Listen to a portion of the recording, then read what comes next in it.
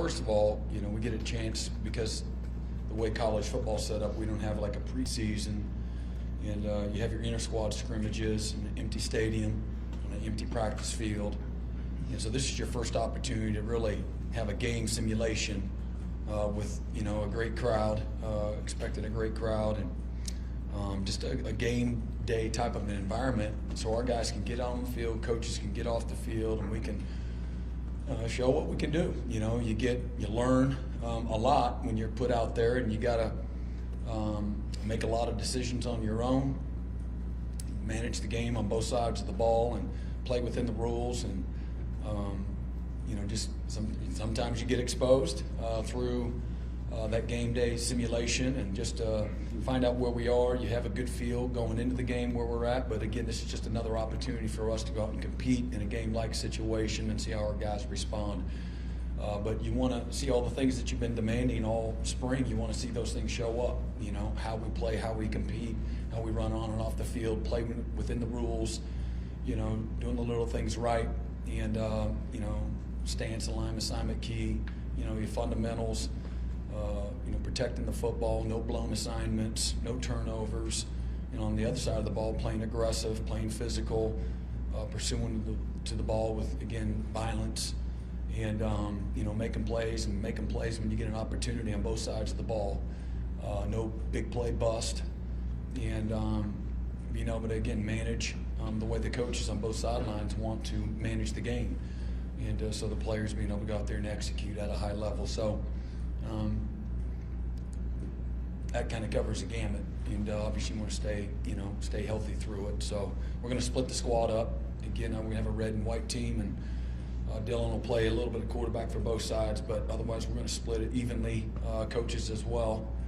And we'll name the head coaches here in another day as well, and we'll let the players know by Thursday who's on what team, and then we'll have it all juiced up on different sidelines. And I'm really excited about seeing all the former players, all the alumni. There's going to be a tremendous showing from them, and it makes this place really special. There's nowhere in college football that has the consistent alumni presence than the University of Oklahoma. And I've always known that from afar, and there's other schools that have good support, but this is uncommon, what we're about to see here this weekend. And a few guys were in there today. Tom Ward and Lane Johnson got a chance to speak to the team, woke up extra early, and got a chance to wake the boys up with some encouraging words. So that was really cool, again, for me.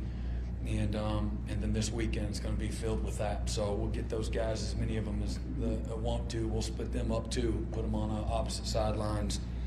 Unfortunately, many of them can't play for us, but it'll be a great day, for us. I mean, what I challenged the fans before, and I meant every bit of it, but we have an opportunity every time we compete, and really every sport on this campus does, to create an amazing home field advantage. And you can win games that way, where you take the game over, the crowd takes the game over, and you take the life out of the opponent, and you make it hard for them to manage and communicate.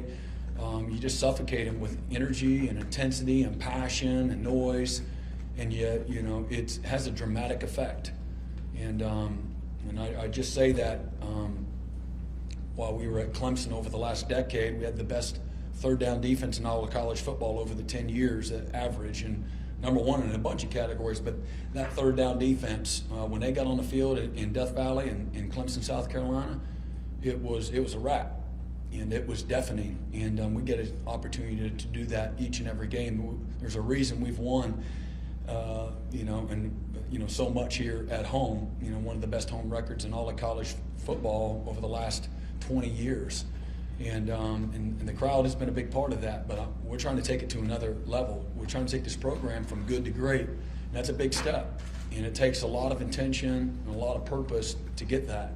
You don't just, again, I tell the guys all the time, we're getting ready to go to practice number 13, and so we get to show up, again, with purpose. And you can go through the motions all you want. Most people go through life, they just go through the motions, and they lose your way. And I want our small window that we have with these guys to be significant, and the fans have the same opportunity to make a significant impact on this program. And they do it by supporting and showing up and buying tickets and buying T-shirts and sweatshirts and flags and being prideful in their communities and supporting. You know, we're not satisfied. The best of the best programs are always getting better. They're forward-thinking, they're progressive, they're innovative, and they're never satisfied. And Clemson's they're going out and building a brand new first ever NIL facility. They got a brand new football facility 5 years ago, won a couple national championships, played in 4, and they're building a brand new NIL facility and 100 yards of wellness, you know, and elite recovery, 100 yards of elite recovery. That's cryotherapy, that's infrared beds, that's hyperbaric chambers, that's massage therapy, all the things that are great. And I say that because that's very focused on the players. And this game, what I do, I wouldn't be able to do it without the players. Former players, current players, you know, what we do is for the players. And I told you before, my decision making, my filter for making decisions is always about what's best for the players. Sometimes what's best for the players they don't like, but it's always about what's best for the players. So my expectation that we provide the best home field advantage in college football, that we have the best uniforms, that we have the best locker room, we have the best equipment, we have the best elite recovery, we have the best nutrition, we have the best strength and conditioning coaches, we have the best X's and O's in development, we have the best apartments, we have the best overall facility in college football. And the only way you stay there, okay, the only way you stay there is by being progressive and innovative, hungry, and never satisfied. And as a program, just like I told them this morning, we're not entitled to have a great practice today. We're not entitled to have a great team this year.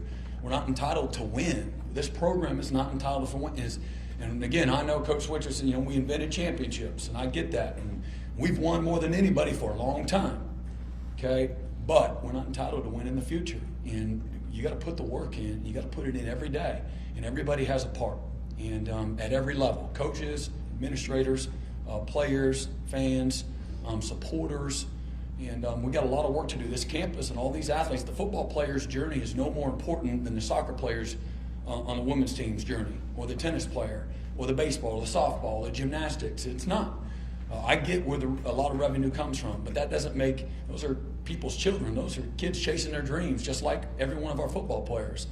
You have to have a genuine appreciation for everybody's role in this university. You know, one university, one body, many parts. No one part more important than the others. And so for us, we want to do our part too. We've got a standard of excellence that we got to live up to each and every week, each and every day. We show up to this building, the Barry Switzer Center. Okay, I'll walk past Wilkinson and Switzer and Stoops every day. Like, that's what it looks like. Okay, and we're going to push for that every single day. And so I just expect that same thing for everybody. You know, just again show up and you know celebrate when we beat Texas or win a championship. You show up all the time. You know, win, lose, or draw. That's what loyalty is all about. And so we want to be the example of that. You know, and again, I tell the players all the failure. You have to grow an intimate relationship with failure to be your best. And you can't just love it when it's good and it's easy and it's comfortable. And that's not where the real growth happens. And you got to love all of it. And so for us as a program, us as a university, us as an athletic department, we got to love all the teams the same way. And that's my charge, man. Why can't we support every other sport like we do football?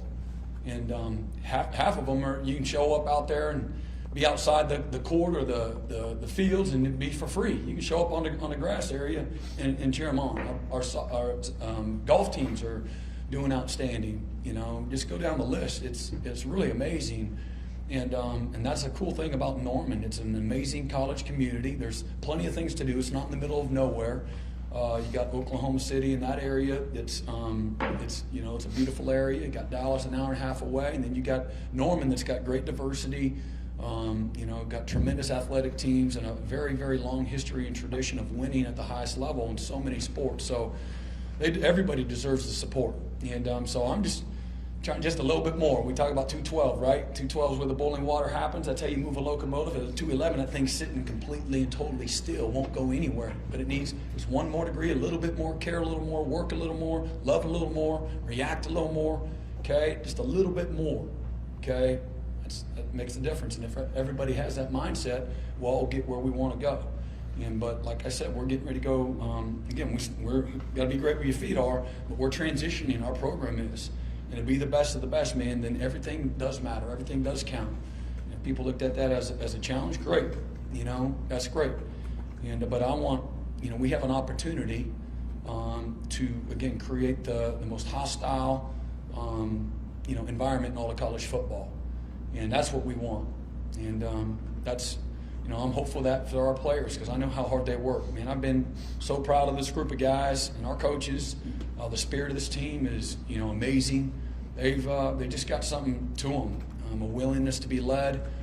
They've just all have open hearts to receive criticism. Have had tremendous awareness and just total buy-in. And again, like I said, there's been plenty of guys. This guy sleep in, or this guy, didn't succeed on a rep. That's all part of it. But our guys have showed up every day with a great mindset and a humility that's endearing, that's allowed us to coach them really hard and take them to places that, they haven't been. And I asked them all to raise their hand. How many of y'all won a national championship? And nobody can raise a hand. And so, and who doesn't want, like, that can be a goal. We have progressive. We win we got to win our first one before we win that one, right? So we got our goals sitting in front of us, but to have a kind of season that we've never had, we've got to do things that we've never done. Period. And that's kind of sometimes that's a scary place to go. You can't just keep doing what you have been doing. You continue to get the same results. So we got to change it up. But they know that. That's what's cool for me, is to stand up in front of them every day as a leader, and to get that kind of buy-in, ownership, accountability, discipline, the toughness that it takes to show up that way every day. I don't take that for granted whatsoever. And what we do is hard, and to be good is really hard, but be consistent is so much harder. To be consistent is so much harder, and we want to be the model of consistency. But we really do intentionally are trying to take this, again, from where we've been, good, okay, to great. And we can sit here and say, well, we got all these wins, because I'm sitting here promoting all these wins since 99 or 1940, whatever it is, and all these conference championships. But right now, where I see us, we've been really good and trying to go to great, and that's a huge step. It's not that much from there to there, but it's a big step. And to me, greatness is also sustainability and just longevity. But that's the elite of the elite of the elites. And as much as anything, it's how we do what we do. That's part of being elite and having an expectation of success. Expect to be successful, but it's also a choice, and we got to make those decisions. And so we're trying to help our guys grow up, think the right way. There's a lot of distractions out there, and so we're really trying to get them to learn the value of focus and being great where their feet are, and focus on you learn from your past and you grow from your past wins and losses, success and failure, but it's always about how you respond. And so again, our guys have been really, really good. So really proud of the work that they've put in. We got a long way to go, a lot of work ahead of us. Going from finishing up with spring ball to the summer first finals, and then a bunch of them are doing micro internships and doing a service trip, and then have an opportunity to come back here this summer and really get after it with the addition of some more newcomers. For more information, you can visit tulsaworld.com.